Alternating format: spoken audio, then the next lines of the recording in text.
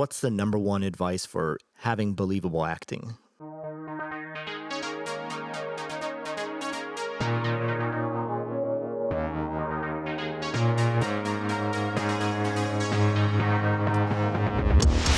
Good afternoon, perhaps morning, maybe even evening, ladies and gentlemen, and welcome to another episode of the Design Exchange podcast. As always, I'm your host, Thomas Grové, and with me is my very special guest and brother-in-law, Dan Cooney. Thank you for having me, Tommy. This is fun. Dan is an actor, an acting teacher, and the creative director and founder of the Encore theater company in Dexter, Michigan. That is correct. Dan, let's just start this off with learning a little bit about your history in the performing arts. I think that would be, I want to hear your story. How did you start acting, and how did you eventually become a director and a theater owner? So I'm 52 years old, so it's a bit of history here. I'll try and keep it short and sweet. I was born and raised in Westland, Michigan, which I think it's fair to say that even today doesn't have a great amount of support for the arts. You know? So when I discovered singing and a desire to perform, there wasn't much support for it. There wasn't a good amount of musical theater camps that I was aware of, training, opportunities to explore that desire. It's a pretty sporty town. It's hockey and football and baseball and all that good stuff.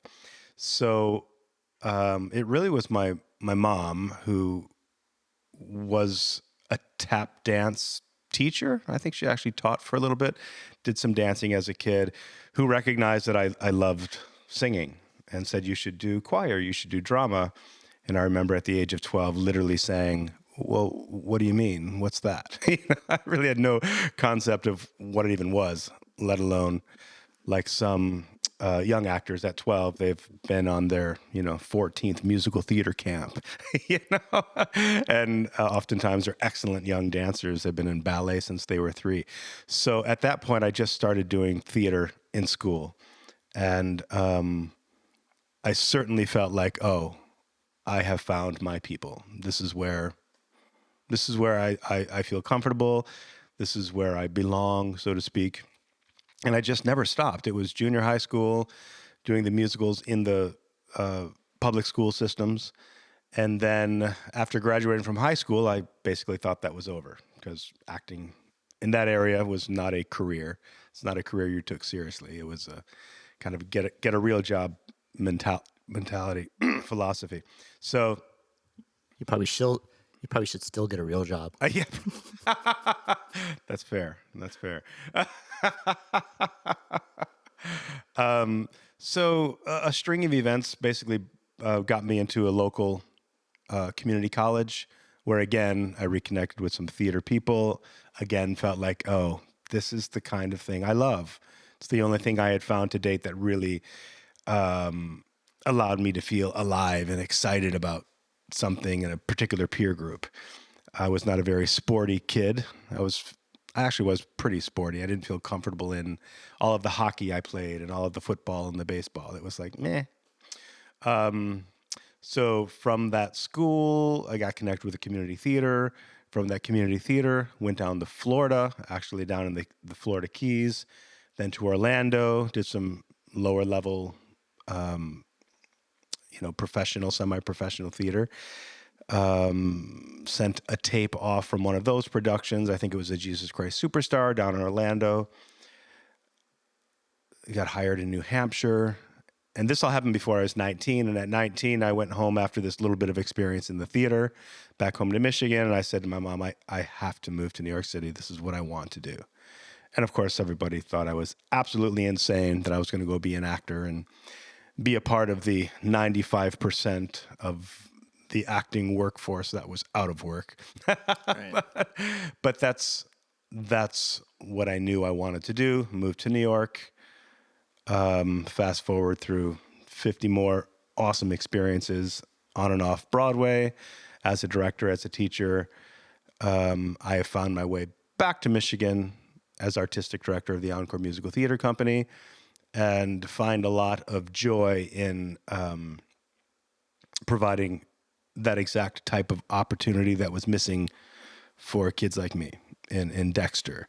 Of course, Dexter is fairly well-off community. There's no lack of camps, but we are providing some really high-level camps and conservatory classes to a lot of these Michigan young artists that would otherwise not have that available to them. You met my sister in an acting class, if memory serves. Basically, yeah.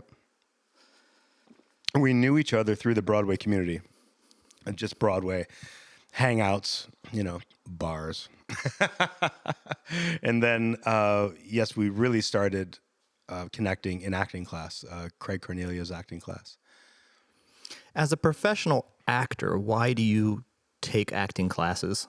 Don't you already know how to act? Yes, but I think any pro understands that the mentorship, the training, the conditioning has to continue, or you just pick up bad habits. I think it's like saying to a professional football player, like, why bother to practice? Just go play the games.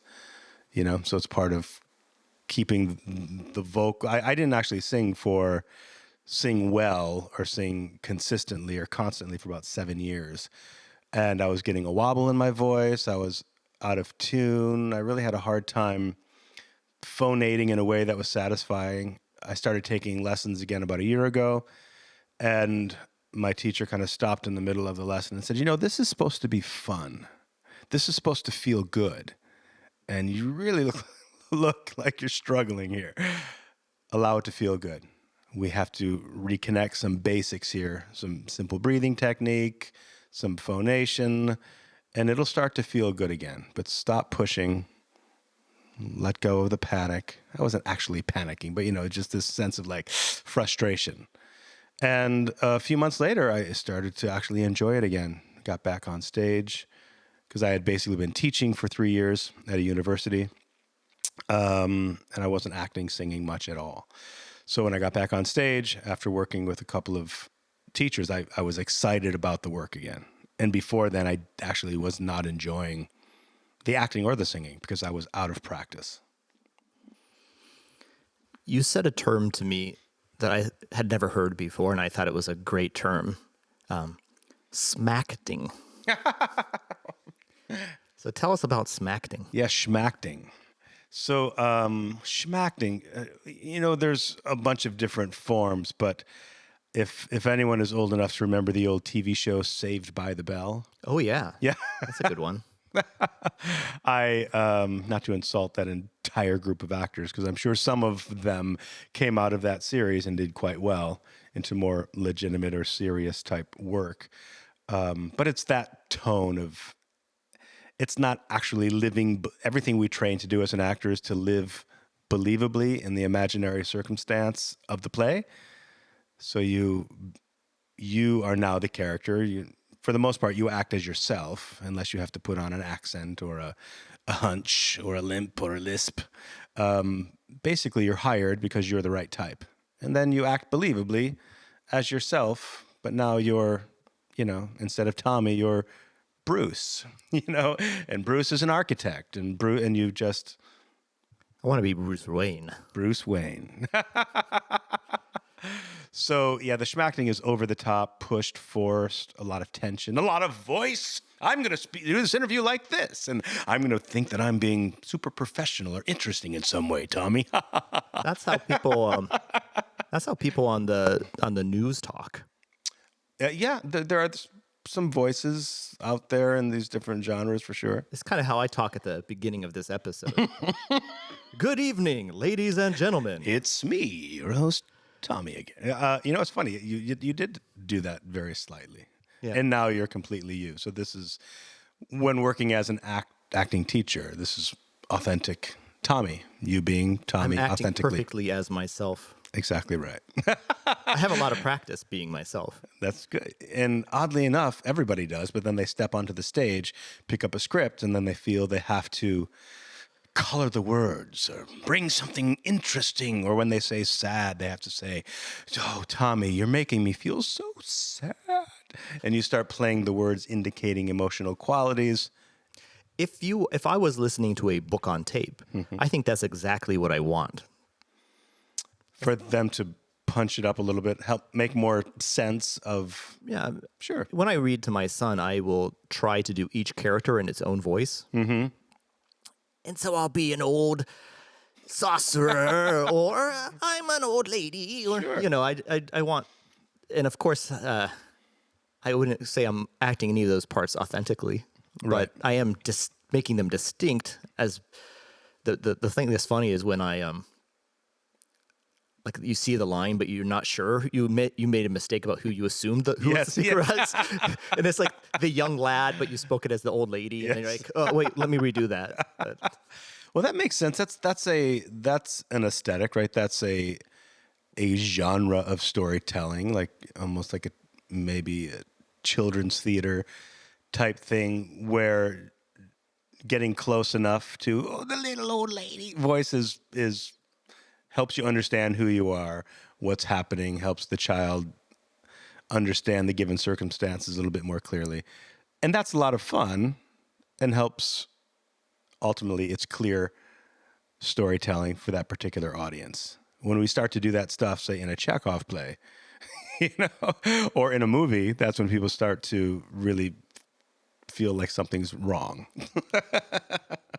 you've done some TV dramas, I have. so what's the difference? Quickly break down the difference between acting on stage and acting in front of the film camera.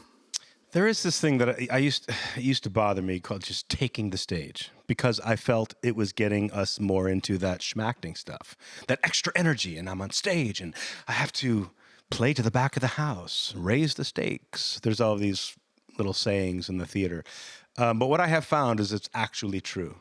But if you learn to be your authentic self, and you can do that on stage, and you just say, turn that up from a 3 to an 8 on the stage, it's a release of energy to affect the other person, is an actor's action, a character's action. So if I want to make you feel badly, I would, on stage, I might say, Tommy, stop it, right? In a film, I might just with my eyes, and I'm not a great film TV actor, I've done a little bit of it, but you can just attend a live show on Broadway and watch TV and see the difference, where that person might just say, Tommy, stop it. Right? So it's super, super authentic and real. I believed it. Yeah, thank you. On TV and film, super, super authentic. And then there is a license given to the stage actor that as long as it another saying, over the top, as long as it doesn't go over the top or get into the world of not believable in the imaginary circumstance of the play, there's a lot of room. Okay, I want to get into some tutorial stuff here. So let's see if I can remember my future questions after we do the first question. Let's say I'm a kid. I want to get into acting. Your number 1 or 2 pieces of advice for this aspiring actor. Like 9 or 10, 12, 14, who is this kid? Well, what would you tell to a 10-year-old and what would you tell to a 20-year-old? So a 10-year-old really can just play. You know, generally most theater programs, most camps start off with games.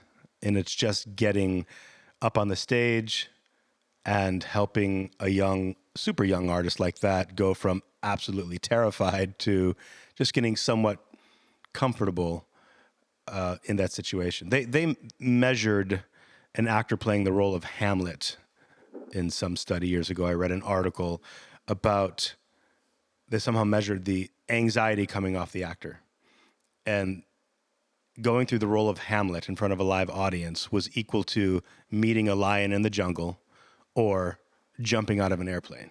So early on, you just want to do your best to help young actors get acclimated to the world of live theater. The 20-year-old, I would say it's time to, well, most 20-year-olds who are taking it seriously are probably in some type of theater school. So speaking to the 17-year-old, at that point, you hopefully have had a couple of years of decent training if this is what you've decided to do. You've trained, you've prepared to audition for a conservatory of some sort. And if that's musical theater, that would be U of M or Texas State or Carnegie Mellon or CCM, one of those top 10 schools. If it's theater, Juilliard, again, CCM, U of M have theater programs. So you're basically learning the basics of acting because it seems out of nowhere, but it's been building for the past 10, 15, 20 years. All of a sudden, those programs are super competitive. At Roosevelt, where I was head of musical theater, 800 students, I think, auditioned for the musical theater and theater program. And they took 60 of 800 students. Please forgive me for being insensitive to this, but why do you have to go to a university program to become an actor? You don't have to. I didn't. I moved to New York when I was 19. I will say that I learned the hard way that when I was in rehearsals for Broadway shows, I didn't sight read well or at all. My ear was better than my ability to read the page. So I was recording, which is okay way to learn. But if you can sight read, and again, you don't have to go to university and pay $200,000. Sight read music. Music. Analyze text. If you've worked on Chekhov, Shakespeare, Ibsen, Strindberg, if you've done a good amount of physical work, worked mask work, clown work, commedia dell'arte, and you're in your body, it's just going to be an easier road. Just showing up and, being kind of a personality actor, which is more like film work. If you just want to be kind of a personality, yeah, you might want to spend that $200,000 at the gym, and learn just to speak naturally and just kind of study people. How do people actually behave? Study yourself. Learn to really learn yourself in the world so that you can bring it in front of the camera. And just like we gave an example a moment ago, and just like you're doing now, you generally just be you. How do you behave when you get angry? How do you behave when you laugh authentically, when you get upset? Stage acting, again, requires, I feel, a larger skill set than just acting believably.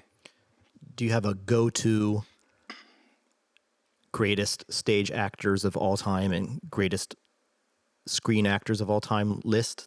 For me, the same two people that do both, Meryl Streep and Kevin Kline. For me, they've been. I don't know if Meryl Streep's been in musicals. I know she wanted to be Evita in the film, but she's done it. She's also a Yale School of Drama actor, so us Yaleys are very proud of Meryl Streep, very proud to call her a Yaley or be somewhat very distantly affiliated with her. But she's done a bunch of stage work and obviously a lot of films. Kevin Kline was the Pirate King in Pirates of Penzance, Joe Papp's version in the park in the 80s. A lot of stage work as well. And then one of my favorite movies of all time, like A Fish Called Wanda. I think that was in the 90s. Was that with Cher? No. That was Splash, or was that just? I don't know. Fish Called and then Wanda. the one thing I skipped over, and then we talk about the musical. So why get that kind of training? So now if you can learn just to be yourself and act believably, this might be insulting to film actors, but it is my opinion, at least right now. I'm sure I could speak with Robert De Niro, who would quickly talk me out of that. But I think you could do film and TV work.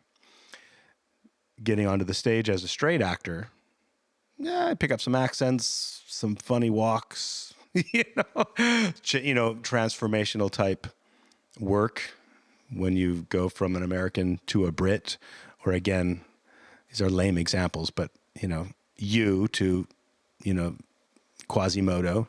It's going to require some transformation physically. And then musicals, where now you have to add rhythm and time and tone and pitch. You're singing, which is speaking on pitch. And oftentimes those pitches are super high and super low. It's another whole skill set that most people, very, very few people, can just walk into and start doing and be excellent at it. Like any other craft or art form, it takes some mastery, time to become a master. So are you saying, is it easier to learn how to act than it is to learn how to sing? I would say it's easy. It could be easier just to learn how to be authentically yourself as an actor in a realistic piece. It's 2018 and you're an architect in Naples, Florida, doing this interview. That wouldn't be too hard for you to do, right? You'd pick up a script, you'd have to make those words your own, which would create a little bit of an issue. Well, how do I say these words without acting too much at the words? Tommy, what do you think? Right? And just finding a way to ultimately make them your own. I think that's a fairly simple thing to do. Still takes some time, some practice, some rehearsal. Then you add Shakespeare, Chekhov. Now you have to analyze text. You have to understand history. You have to bring a lot more into those given circumstances. You have to understand so many more things to then act believably in that world. This is the second time you've mentioned the name Chekhov. I'm unfamiliar with this playwright. Playwright, yeah. So who is that? Russian playwright who a lot of theater programs will start off with Chekhov because it's kind of realistic text. So it's an easier place to start than, say, Shakespeare. Is it translated into English? Yes. So Chekhov wrote The Seagull. You ever hear the play The Seagull? No. Caw, caw. Yeah. It's an easy Google. He was a doctor. Here's where I will fail in my theater history. But a Russian playwright. If you perform late 1800s. If you perform his plays, do you have to perform them with a fake Russian accent? No, we've kind of created as directors and teachers over the years, Stanislavski and those people created, or then the American disciples of Stanislavski who were Meisner and Strindberg and Strasberg, the group theater, early New York City. They started using standard American English for the stage. And that's a bit like that old radio sound. We're going to just use these generic good sounds for the stage so that we're not doing Russian accents and all these. A director might say, I want this to be super authentic, and we're going to speak with Russian accents, dialects. But that wouldn't be super authentic because you would actually have to speak in Russian. Speaking in Russian. So since you're speaking in English, why not just find a good stage sound, which is called standard American English, which you learn in university. But you could also Google it and probably learn from YouTube. Yeah. You see a lot of, in film, you see a lot of actors with Australian or South African or British accents, then masking that and acting in Hollywood films with just a American accent. Mm-hmm. I'm not sure how much you see the reverse. True. I guess, was it Matt Damon was in Invictus, and Morgan Freeman played Nelson Mandela in Invictus. So I guess sometimes it goes the other direction. But Brad Pitt did very well, didn't he, with an Irish accent? The film is escaping me, maybe 10 years ago, but remember reading some articles about it and just how authentic his Irish accent. He was in a mob or a gang of some sort. But yeah, I think the superstars of the film world do take bold risks and look to get out of just, hey, I'm going to be Brad. You know, they're looking for more complicated, more intense, intelligent work after you've done, I would imagine, I haven't done any films, but after you've done 30, 40, I know as a stage actor, at some point I go, I'm just not interested in some really basic things anymore. It has to be something, spectacular. It has to have something to say. All right, let's get, okay, before we get off acting, I'll go to my follow-up question. So let's say I am an actor. I'm no longer aspiring, but I'm an actor. This might get back to the Schmackting thing, but what's the number one advice for having believable acting? Like, how can I be a better actor and not a smackter? Learn yourself. Actually observe yourself in the real world.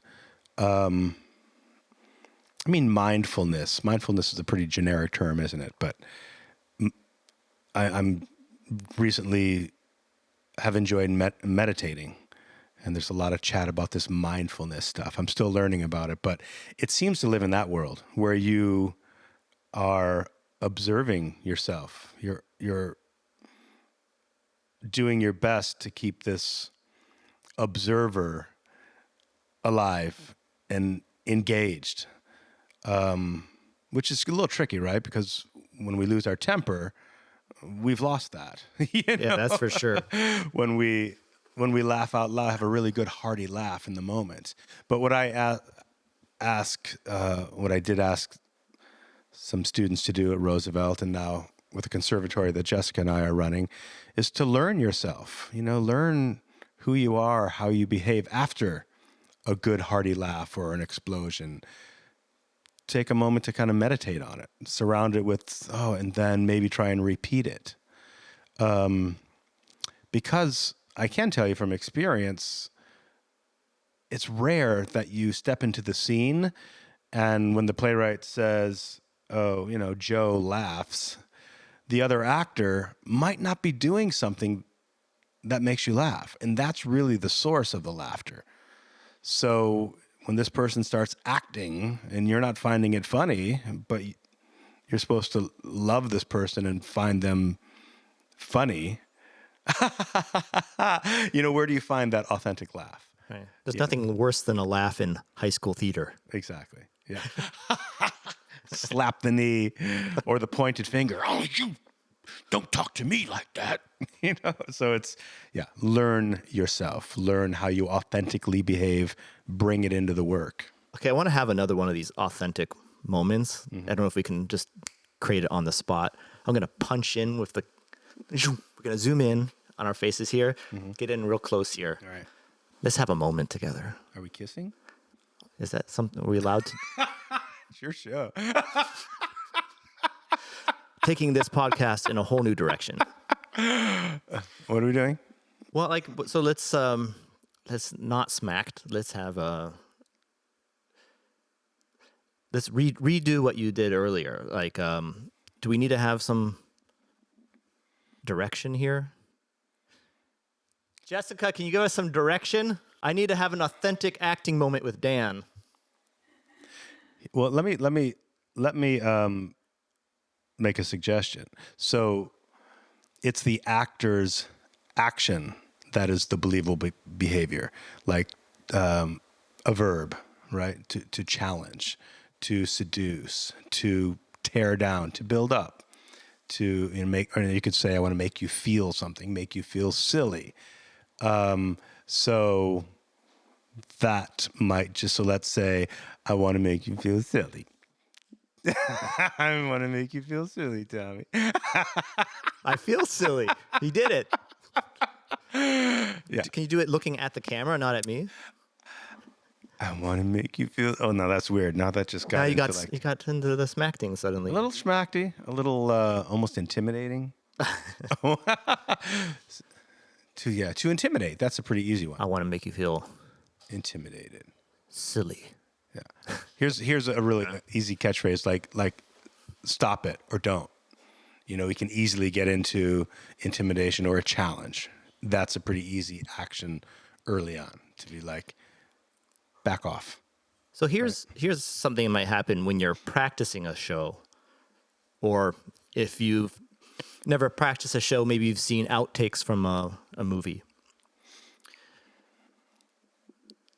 Sometimes the actors are trying to create a moment, but the moment gets broken, or it was never there in the first place. But Yeah. so the guy's trying to intimidate the other person, and the other person breaks out in laughter. Yeah. Because that, so that doesn't make it into the final film, or that gets corrected in rehearsal. But Yes. I imagine that happens a lot, where you end up joking around on stage because of in a way, the absurdity of, look at us up here pretending to be people in this situation that we aren't. And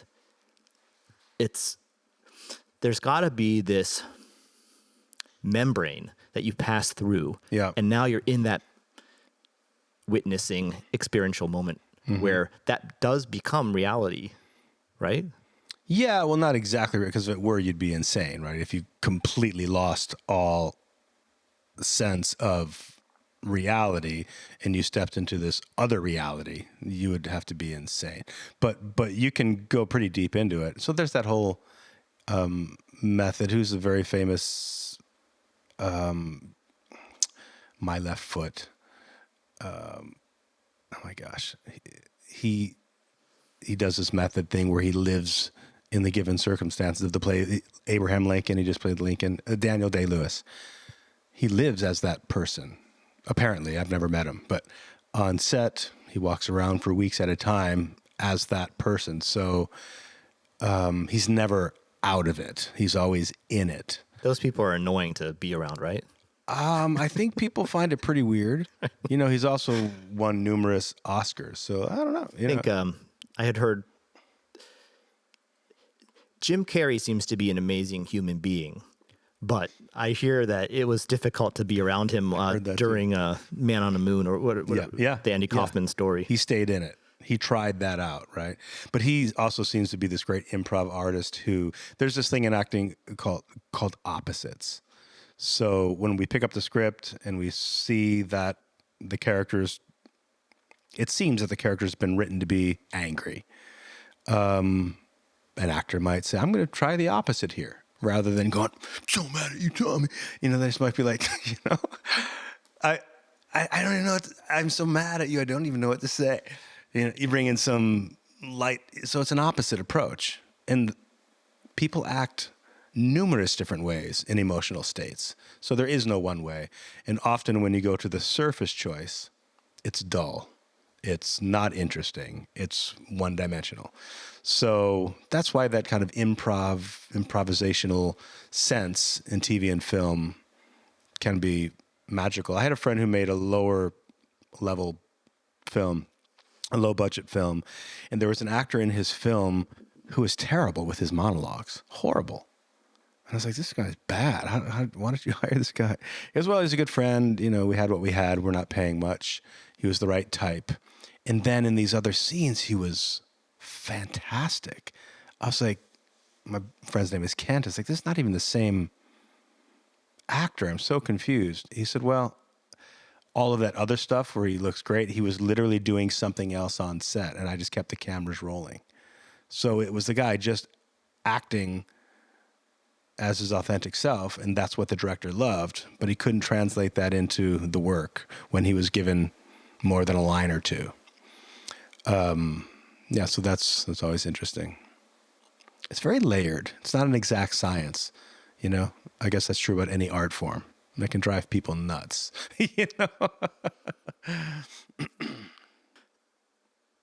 I want to learn a little bit about the journey from on stage to in front of the stage or behind the stage. So you going from being an actor to being a director or being the creative director of a theater company. Like,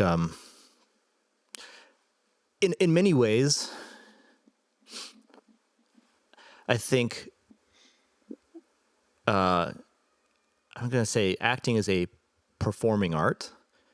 And it's interesting, and it's a creative expression in the moment. It's a little off topic for design exchange, but running a theater company and directing a show, that seems to be very much in my lane of design, basically, right? Problem solving, having a desired outcome, and you're trying to create a path towards that outcome.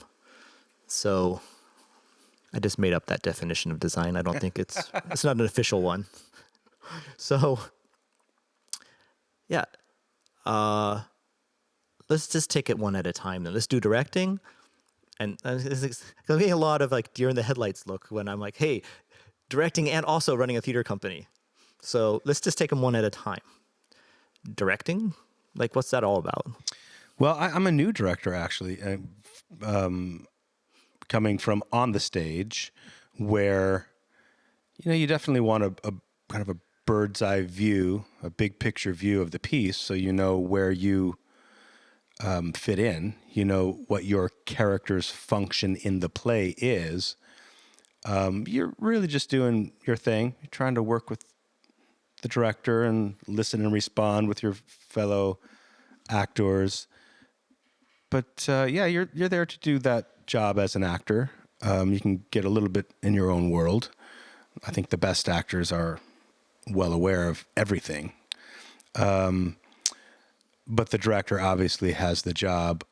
It's his, her, their vision. So the director has to come up with a cohesive whole. So it is very much like designing.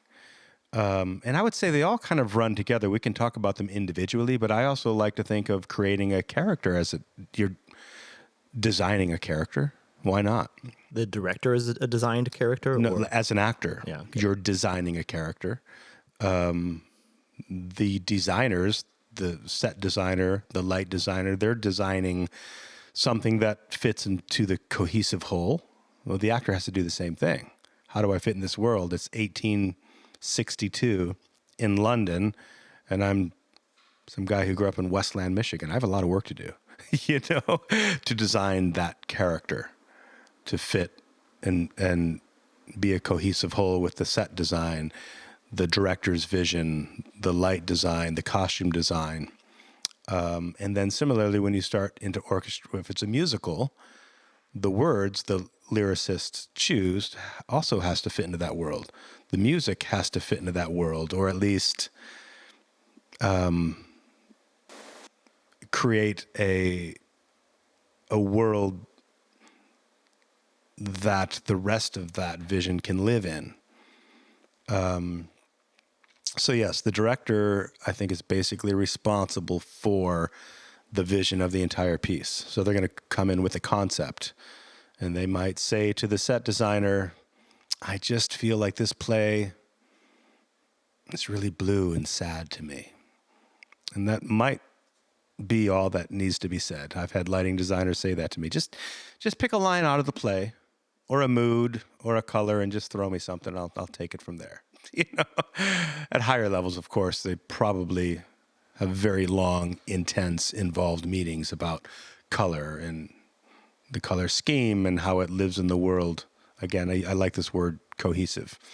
And then that same conversation is going to happen with the costume designer and with the musical director, with the actors. We all have to live in the same world for this to work.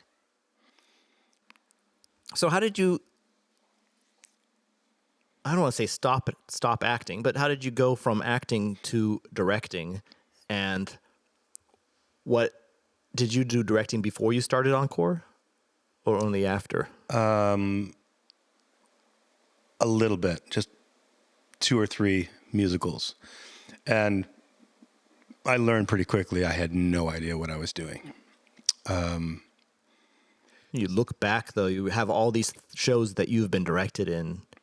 Do you, I remember when I was having trouble with this and that director encouraged me in this way? And do you have these lessons that you draw upon that you reuse? Yes, that's the mistake I made, though. I came into my first couple of musicals thinking that directors just directed the actors. But what the actor isn't a part of is the 6 months or a year or 2 years before we start rehearsals. And that's when all those conversations happen about a cohesive whole. What's the vision? What's the concept? You know, are we doing As You Like It set in World War II? Or are we doing As You Like It set on the moon? And then a whole slew of questions then have to be answered if we're going to take this play and set it in that world. Again, going back to the costumes and the lighting and the behavior of the actors and the accents. And so that all happens before you show up. So you might show up for As You Like It at the Old Globe, and they say, "Wonderful, and could you do this with a voice that's kind of like a Martian?" You know, or could you do this with a French accent for me? Or, you know, whatever, you know, it's World War II America. Let me hear this more standard American English on this one. So, and then you have to plug all of those elements into that world while honoring the play, what the playwright gave you, right? So you asked me, I feel like I'm maybe not answering your questions. You asked me. Maybe you're answering a better question than I asked. Okay. So. Maybe the problem's not the answer. Maybe the problem is my questions. So I kind of learned on the job. I learned by watching things maybe look muddy, getting feedback from friends. Our dear friend Tony Walton, who's one of the last living legends of the American musical theater, American theater, saw a play of mine once, a musical, and said, "You know, Dan, the lighting is really to tell the audience where to look. And I didn't know where the fuck to look during this whole experience." You know? So I was like, oh, yeah, I guess I should have known that. So we had kind of a muddy lighting scheme. And he's like, that's what lights do. Tell the audience where to look. And I'll never forget that ever again as I watch a rehearsal and go, oh, wait. We need to focus this up. Yeah.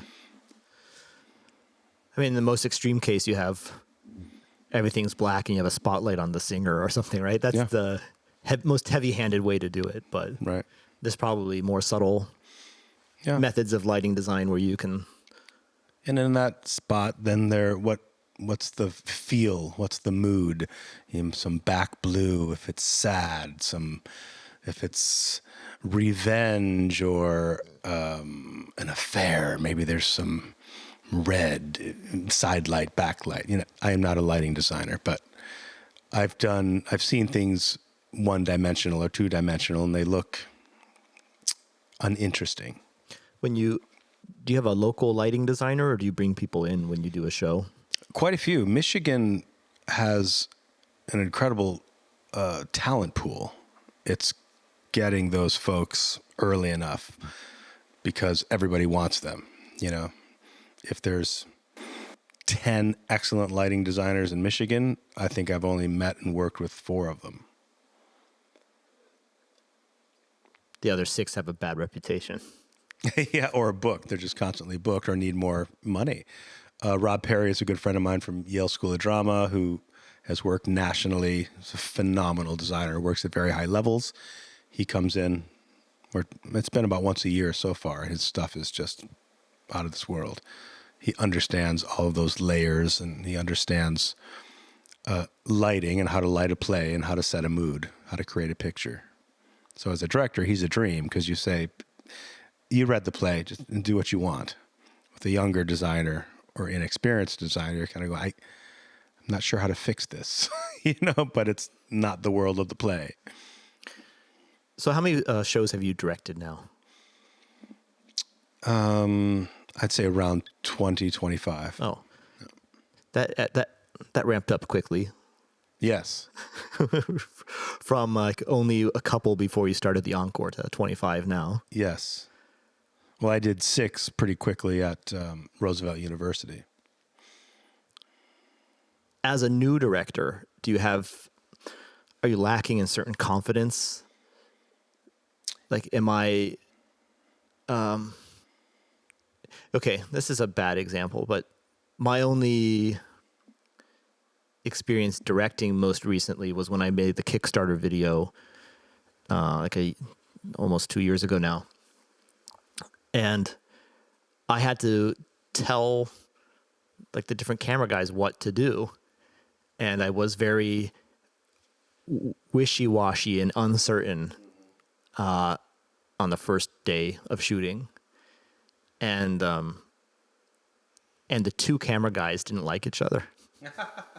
And both of them wanted to be basically were taking over the direction because I wasn't stepping up to the plate. And then the sound guy pulled me aside, I think twice. He's like, "Look, you got to take control of this. This is your thing." And it was only after I kind of committed, I kind of took this step into there, and then I just did it. But I was, I had hired professionals. I didn't want to step on anybody's toes. I wanted to hear everybody's ideas. I wanted to weigh the options, and it just made everybody frustrated. They just want you to tell me what to do. If you don't tell, so I don't know if you have any relatable story. Absolutely. I am always feeling incredibly insecure if I'm not prepared. So what I've learned is oftentimes I have to start working on a musical in particular a year out. If I want to show up day one with a clear concept and knowing that play and every word in it and the pronunciation of every word in it, better than anyone else in the room, it's a lot of study. And when I've done that work, then I feel great. I know the play. I know each scene. I have numerous ways into making it work. With that said, there's a fine line between being a dictator. I like to work with actors that bring some interesting choices and bring some ideas. And I like the idea of kind of best idea wins. Let's definitely collaborate. But the second people feel there's lack of leadership, it might be something that's kind of built into us. Somebody's going to step up and be like, let me drive this thing because this is a shit show and you're wasting my time. So yes, the director needs to show up, be prepared. And oftentimes that personality type, which I don't necessarily feel I am, can be a little overbearing and a little bit more like a dictator than a director. There's a real fine line between someone who just comes in and bosses everybody around and somebody who can take charge but still collaborate and give space for brilliant moments to come through the other artists. Certainly nobody likes a dictator when they believe that every one of the decisions by the dictator is the wrong decision. Well, for sure. Or why bother as an actor doing all of that work? Because an actor too could start 6 months out to really get comfortable with the text, to get comfortable with the music. And if you're just going to come in and be told where to go and how to say the line and what to do, well, then just show up and do that. Every artist involved in the project has presumably done a good amount of preparation as well. And I think that needs to be honored. They need to come into the space, have space, and we all figure it out together. You go on a ride, you go on a journey.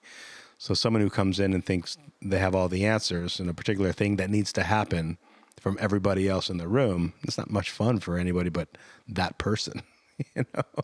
But yes, when you get into more, say, amateur lanes or areas, I think people will just kind of look at you and say, what do you want me to do? Where do you want me to go? It's like, I don't know yet. Let's create this thing. It's called a creation, right? So we need to create it together.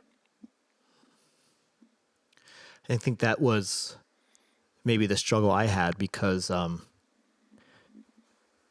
with game development, which is where most of my background was, you have months of planning. before you go into production. You have months of pre-production before you go into production. So there's time to figure out what the direction is going to be, to figure out what you're trying to achieve, and then you know if this is working towards or against that direction. Yes. But in my film shoot, we had done zero preparation, and it was just like, okay, everybody's showing up tomorrow to start filming this thing, and so it's not surprising that like we just went straight into production with with no pre-production. So I think that was the lesson learned there. You have asked me, I'm sorry to cut you off, but let me kind of wrap this up because it might be irritating at the back of your head. Like, I want to get this thing out. How did I go from acting into directing? So basically, I growing up in Westland, Michigan, I had a lot of friends who were cops or firefighters.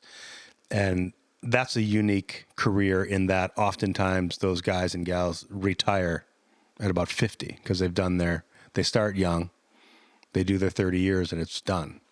And they're on to some kind of second career. So I was getting to that point after about 30 years of acting on Broadway and national touring companies and regionally.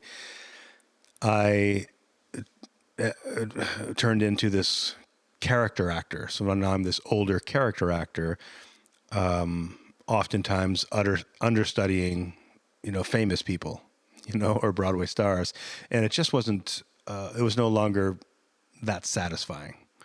And I would get a role now and then that I was like, oh, this is fun. But it was 30 years of it. I felt like, what else is there? Oh, just touched the mic. What else is there? What else might I want to do? Oftentimes actors after 30 years think, oh, I'll go teach acting. So I did that. We moved to Chicago, ran a musical theater program for 3 years, learned, wasn't exactly for me. Academia is a pretty crazy world of a lot of administrative stuff. It just kind of ruins a lot of the fun, a lot of the teaching and the directing and the, to all of the business of the business, the business of the university. It can be pretty crazy. So from there, I thought, well, we have this wonderful theater company that has been going on for 12 years now.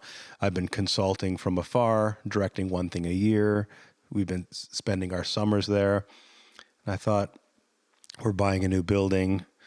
It's really expanding and bursting at the seams.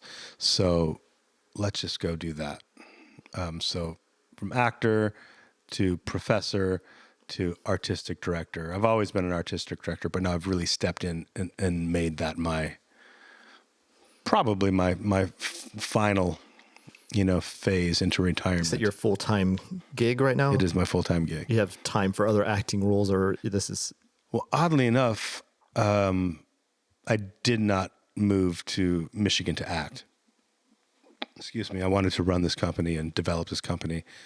And I've known this for quite some time, but it's become crystal clear that what's very difficult to find as a casting director is a 52-year-old guy that can sing and wants to do a show, at this particular level.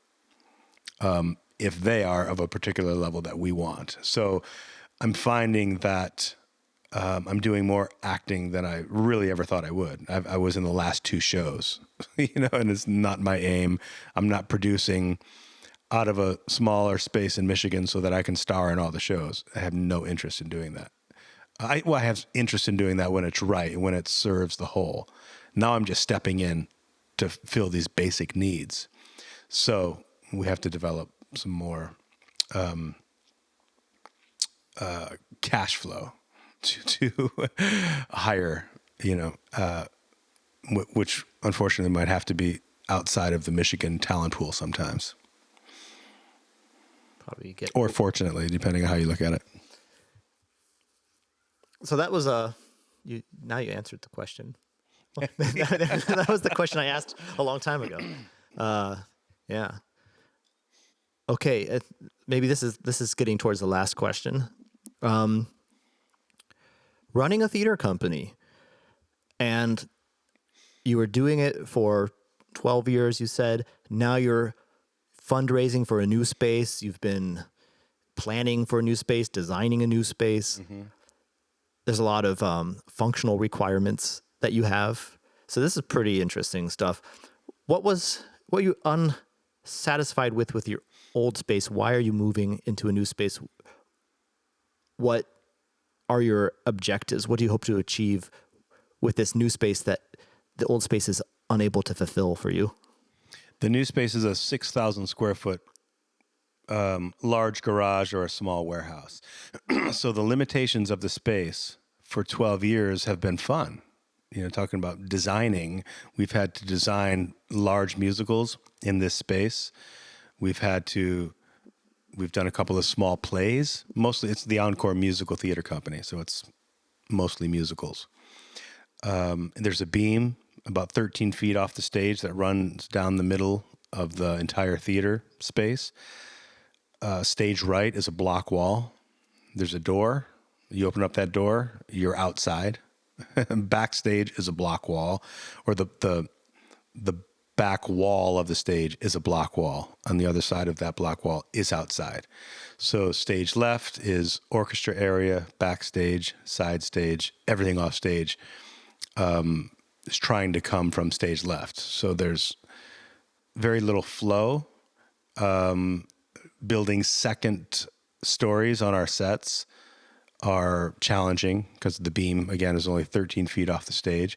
So if we have a second story of a house or whatever the play requires, we're having to crouch under that beam. So it's been a lot of fun. We've been able to grow this company in this space, but we're not able to live up to our potential in that space. Backstage is just no joke.